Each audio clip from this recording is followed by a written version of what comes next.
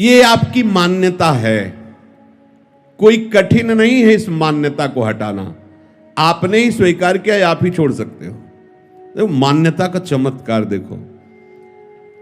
जब हम नैष्ठिक ब्रह्मचर्य में थे तो स्वप्न में भी नैष्ठिक ब्रह्मचारी के रूप में अपने को देखते थे।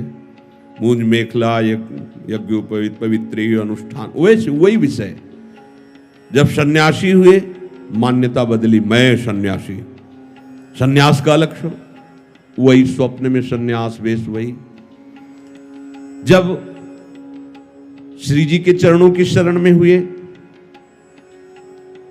वो मान्यता मिट गई, ये मान्यता आ गई। जिस आत्मा का चिंतन करते थे मैं ब्रह्म हूं, उसी में आ गया मैं श्री जी की दासी हूं, मान्यता हो गई, ये मान्यता प्रकाशित।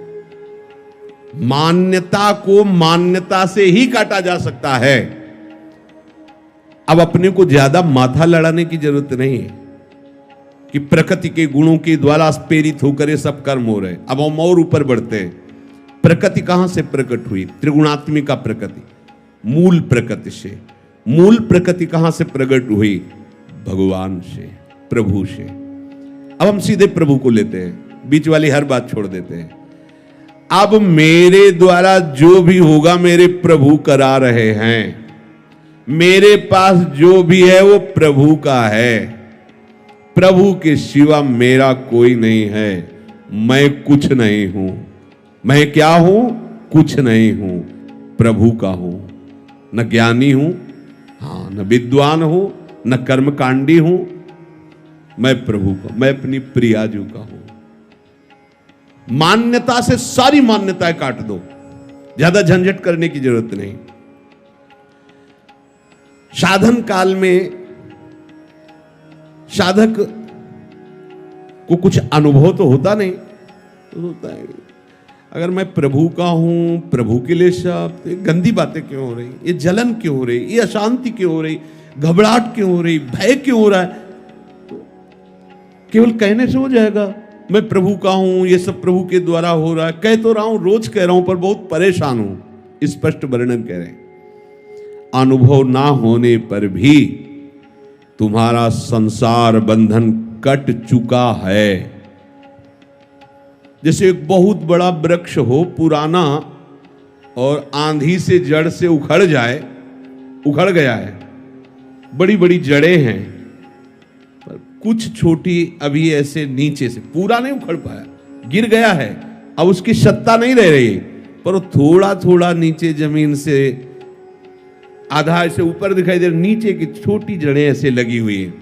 उससे वो हरा भरा महीनों दिखाई देगा, तो आपको लगेगा वृक्ष जिंदा। नहीं नहीं, जहां आप उठाओगे खत्म हो गया।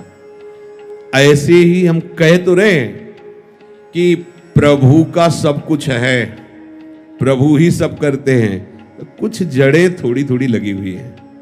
जैसे आप कुलता कैसे दे दी, यही हमारी शिकायत प्रियाजू से। क्या समर्पण है? हमें रोग हो गया, हमें कष्ट हो रहा है, हमारा अपमान हो रहा है, हमारी निंदा हो रही है, ऐसा हो वैसा। अब तुम्हारा क्या बचा भाई? वो छोटी छोटी जो जड़ें हैं उनको भी उखाड़ दो। यद्यपि शरणागति से, इस भावना से, मेरा कुछ नहीं, मैं कुछ नहीं कर रहा, प्रियाजू सब करवा रहे, जैसे जो भी वास्तविक नहीं कर रहे आप। ना आप सत कर रहे हो, ना आप असत कर रहे हो, ना अच्छे कर्म कर रहे हो, ना बुरे कर्म कर रहे हो। समझना हमारी बात। आपने अच्छे बुरे कर्मों के आरोप को अपने में मान लिया है, उसी का आपको दंड मिल रहा है। और जिस दिन आप इस कर्ता भाव को श्री जी के चरणों में समर्पित कर देंगे तो बुरे कर्म होंगे ही नहीं। इसकी पहचान है। जैसे लोग कहते प्रभु की सत्ता के बिना पत्ता नहीं हिलता, तो हमसे जो कुकर्म आचरण हो रहे हैं प्रभु ही करवा रहे हैं। हाँ, उन प्रभु को तुम जान नहीं पा रहे हो कौन करवा रहे हैं। उन प्रभु का हम परिचय बताते हैं, उनका नाम है अहंकार। जिन प्रभु को तुम आरोपित कर रहे हो कि वो कुकर्म आचरण करवा रहे हैं, हाँ ठीक है, उनके बिना सत्ता के पत्ता नहीं हिलता। तो ये जो सत्ता आपने स्वीकार कर रखी वो श्री कृष्ण की नहीं, वो अहंकार की स्वीकार कर रखी है। मैं ये करता, मैं। आप हटा दो इसको। बुरे कर्म स्वाभाविक उससे नहीं होंगे, स्वाभाविक संकल्प नहीं हो, क्योंकि करता ही नहीं रहा तो होगा कैसे? अब भागवतिक अपने आप होंगे, बिना संकल्प के होंगे और ऐसे महान होंगे कि आपका मंगल, जगत का मंगल स्वाभाविक होगा। जैसे वृक्ष कुछ नहीं करता, लेकिन उसके द्वारा जगत मंगल स्वाभाविक होता रहता है। आने वाले को छाया, फल, फूल, पत्ते, लकड़ी जो चाहे ले ले, उसके द्वारा किसी का अहित नहीं होता। नदियां किसी का अहित नहीं कर रही।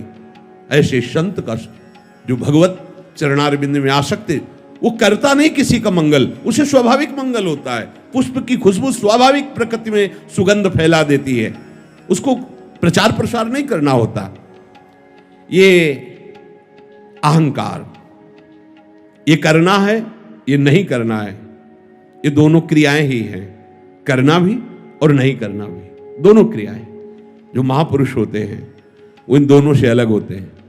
जो करना हो करा लेना, जो नहीं करना है वो ना करवाना। एक कितना आनंद है, अभी आनंद है, और इसका फल होगा कि आपकी जितनी सामग्री जमा है दुख भुगाने वाली या लोक लोकांतर भटकाने वाली, इस सूत्र से सब भस्म हो जाएगी। और जो नवीन है वो उस, क्योंकि वो सब इनके पर चतुराई से नहीं, वो चतुर शिरोमणि है,